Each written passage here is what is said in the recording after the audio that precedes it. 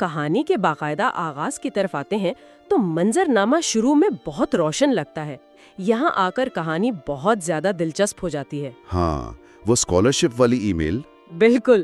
مرکزی کردار حیا کو رات کے وقت ایک ای میل موصول ہوتی ہے. اسے ترکی کی سبانچی یونیورسٹی سے ایراسمس منڈس ایکسچینج پروگرام کی 5 ماہ کی اسکالرشپ مل گئی ہے.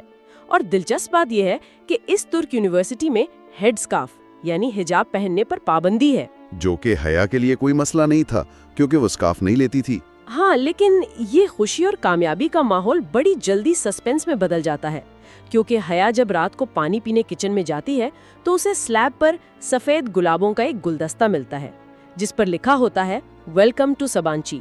اور یہ وہ موڑ ہے جہاں سے قاری پہ لاشعور کے ساتھ کھیلنا شروع کیا گیا ہے.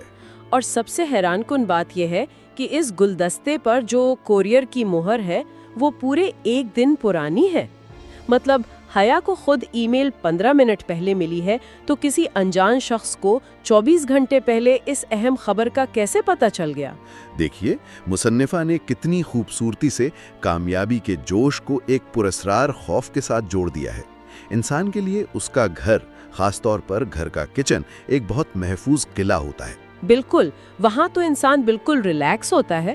ہاں، لیکن وہی محفوظ ترین مقام اچانک سب سے زیادہ غیر محفوظ محسوس ہونے لگتا ہے. ایک طرف یورپ جانے کی خوشی ہے اور دوسری طرف ایک سٹاکر کی موجودگی. ہاں، اور یہ کوئی عام سٹاکر تو لگتا نہیں. نہیں، بالکل نہیں.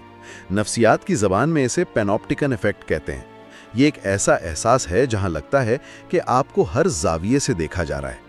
وہ شخص حیا کو پیغام دے رہا ہے کہ تمہاری کامیابی اور تمہارے گھر کی 4 دیواری تک میری رسائی ہے. اوہ، یہ تو بہت ہی خوفناک احساس ہے.